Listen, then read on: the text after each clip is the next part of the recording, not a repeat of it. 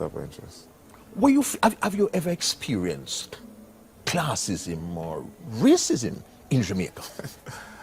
Yes, definitely, you know. You experienced that in Jamaica? Yeah, man, a lot. Even though you're so famous and yeah, because You- people look at things as you're coming up and you're building yourself. And a lot of people don't want to see that, you know. And that, it's just life. There's And still people in Jamaica. I've learned to just understand that not everybody's going to appreciate what you have done. You understand? Some people, especially when I started out, it was more shocking than anything. That's why I said you have to learn from experience. Yes. And when I started out, that's how I ended up buying my house. Because I was living in a complex. Yes. And I had issues with a few of the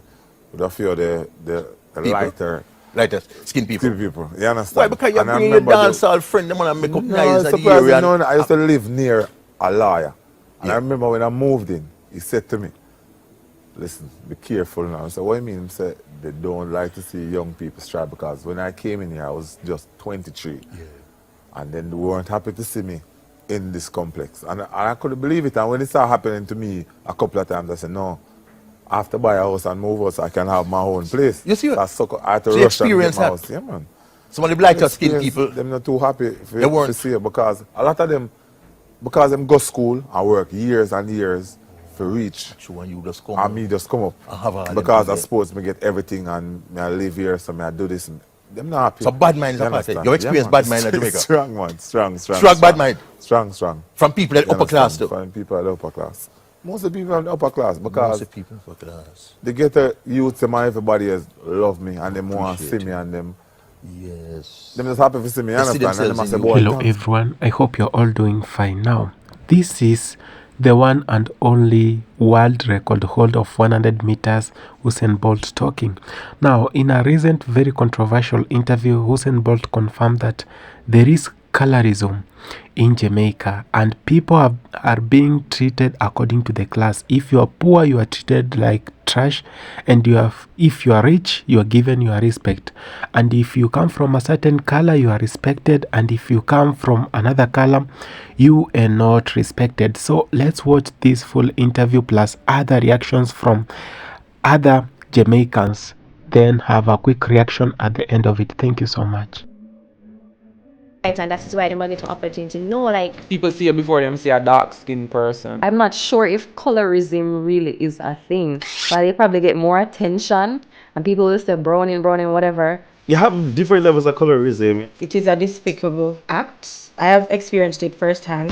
Why am I not some more? The benefit them nice. However, Lot of experiences where I felt like marginalized or discriminated against because I'm darker. Colorism is an issue and we can't just slap out of many one people to shut people up. Even though it's supposed to be out of many one people here, I feel like if you're darker skin, you have or get less organic opportunities. Well, that's a no for me. Everybody should get the same treatment. You understand me? But big up the dark skin boy them have my heart. Mwah. It exists. I've seen it in real life.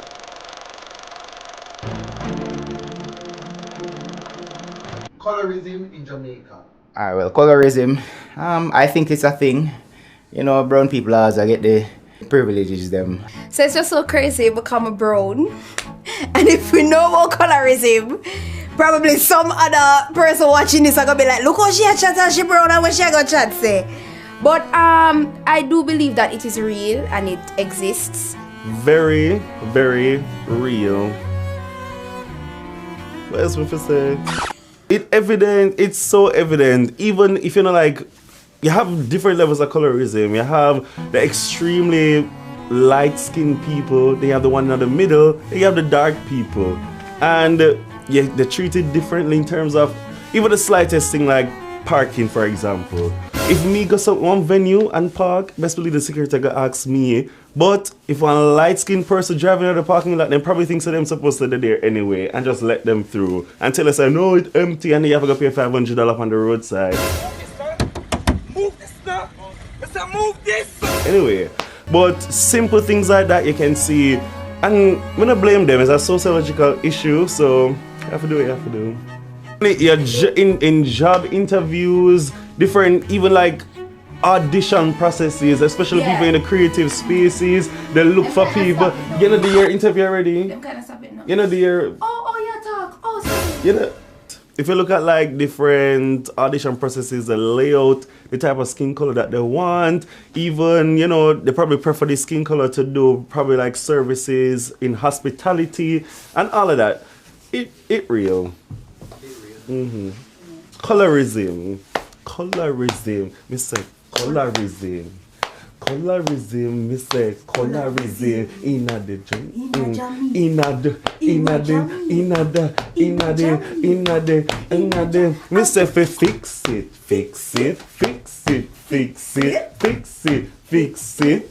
Eh. Me say equality for every skin color. Nobody come on be like a backer master.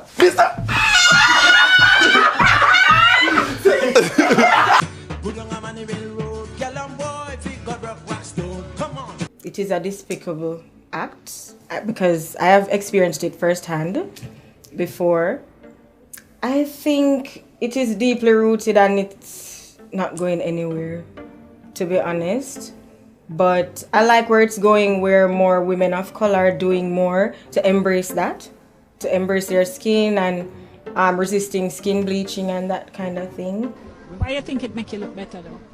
Because you have a brighter, not as if I don't like black, but you know, entire skin little lighter, you just look little beautiful more like you. What you find it do to you now? Boy, me use it till it can't do nothing for me now. Right now, a doctor, me a fair go. You know how much money it costs more there?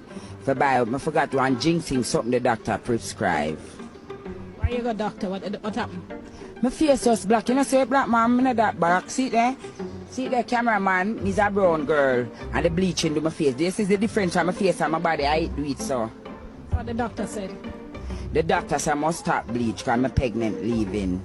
So more education in that regard is going on, and I think they should really push that more. But it is deeply rooted, especially in our history in Jamaica. So it's not gonna work, but oh well. Just find people and be around people who accept you for you, love you for you, notwithstanding race, color, creed, sexuality, whatever. So just love who love you and to hell with them. Ever since I was a child, I've been affected by colorism, where my own black people would, discriminate me by the color of my skin. So I decided that, okay, there is something that in Jamaica, if you bleach, you can bleach your skin and change your skin color. Either them praise you and say you look better now, or your thing turn up, and then some people will still bash you when they're the same one that want me to fit into the Eurocentric beauty standards. Why do you keep degrading dark-skinned women? Sadly, it's still a thing. We would hope for it to change, but it's actually still a thing. It's still influencing how persons would treat themselves. We have a lot of persons still buying bleaching cream and stuff. Not judging anyone, so if that's what you want to do, or that's how you feel comfortable about yourself, fine. But I'm just saying that, people are still indulging. And some want look like a brightish. Some people bleach because them ugly. I want to get good looking. Some good looking and just greedy. I want more color. Like you brown and I have somewhere brown like you, I still want to get brown. I don't know why, but to me, black, I want to get brown because I like the color. And people really treat you about how you look. Well, no, the flip side to it is that for the persons who would have been toning, so to say, because we have certain negative connotations that are now assigned to you looking a certain type of way, chopper lifestyle, the flip side to it is that it doesn't really work for everyone, but it is still a thing. I haven't changed any of my thoughts. My thoughts remain the same. I'm not sure if colorism really is a thing, but they probably get more attention and people will say browning, whatever. Like, what other benefit is there really? Nothing. I think there's such a thing as pretty privilege. Pretty privilege. Definitely a thing. Pretty privilege got hand in hand with brown privilege. If girls can get by on them looks. I don't agree with. What a controversy. Why you choose for ask this? Pretty privilege. I get that all the time. What you smile for? Pretty privilege. Alright. It is not hype, it is confidence. It's called lazy. I don't really, I don't like what you're saying, but let's talk about it. Well, see, I want me flesh out about colorism because I don't want people to say, which way you brown, you don't know this and that and blah blah. You experience it, you can experience it negatively and you can experience it positively. Because even though dark skinned people say, oh, people get privileged because of them color, them give off animosity to exactly, but I don't know if I can touch on that. Whatever it is, but people do react to color in a negative or positive way. It's two ends of the stick. Yeah, I've been through a lot with this whole color bullshit. Yeah.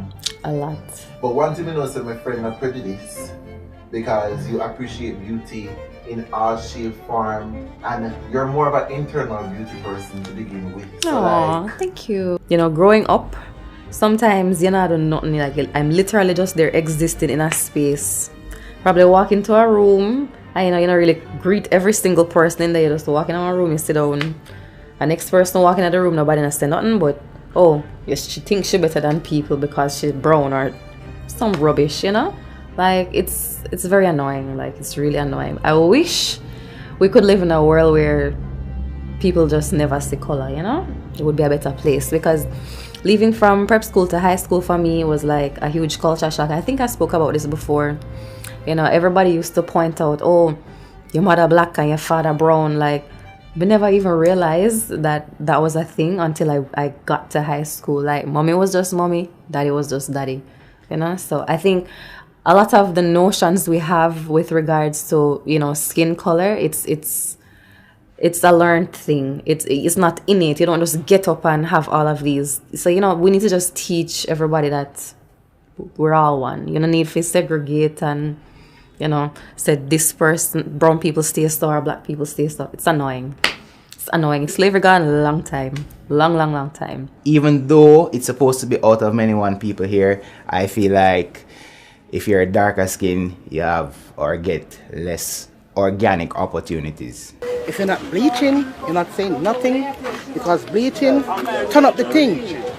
So when you bleach, it makes you look more nicer, look more sexier, and look more cuter than you was. So you've seen this happen, and in what case have you seen this? Well, if you look on even just how persons choose to depict different products or showcase items in like commercials and so on and so forth, if you really look at it, it's mostly browner faces that you'll see in most of these commercials. And if you're marketing to a populace that's supposed to be out of many one people, it shouldn't be the case where the majority is lighter skinned people. It should be an even mix, and also with different ethnicities and races as well. I think my views have remained the same. I do want to clarify something because I think a lot of persons don't understand when I say brown people and uptown people. I'm not saying that you guys don't face adversities, because obviously you do. You have brown people down in the ghetto. You have people who face adversities everywhere, every side of the fence. But again, once you have certain money, you're kind of associated with certain people and certain spaces, you obviously are going to have more opportunities than little old me, little old John Brown, and Tom whoever. You understand? So like, I think persons felt more attacked by the question, which I didn't like. A topic that came up the other day is what happened in the Miss Universe contest. In third place, second runner-up, Deborah Gordon.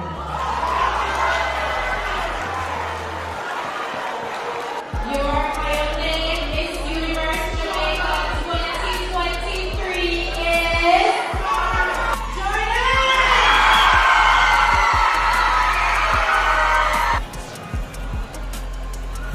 Persons in the comments started talking about colorism and stuff like that, and persons were defending it. But that is a nice example, because the representation that we have been sending abroad out of all of the Miss Universe queens, majority of these ladies are light-skinned ladies. A lot of these women that are representing our country don't look like us. And then like the regular, I don't want to make it seem like say, it's just one type of person, because again, out of many one people, but on a can't say out of many one people when we are talking about colorism. Yeah, Jamaica look like this, yeah, Jamaica look like that. We know you go a Saint, you have the German, them you have the German looking people, you have all kind of persons that are Jamaicans. But again, colorism is an issue and we can't just slap out how many one people for shut people up. So yeah, like someone said this to me, so them say they didn't know that Jamaicans look like how them look like. Living in a world full of racial segregation. I've been talking about this. It is not the first time you're hearing this from me or any other people talking about it. Now, this world full of racial segregation is a part where people have been left out on major economic, social, and political development because of coming from a given race or becoming from a different color or holding different ideologies. Now, we've seen this happening. We've seen why some people are considered inferior and why some parts of this world are considered a jungle while others are considered heaven. Now, we've seen this. We've seen how much some people are considered to be Jesus. Someone of a certain color is considered to be Jesus, and the other is considered to be Satan. Now, we've always known that other people have been called like the black color has always been associated with somber mood, with sadness.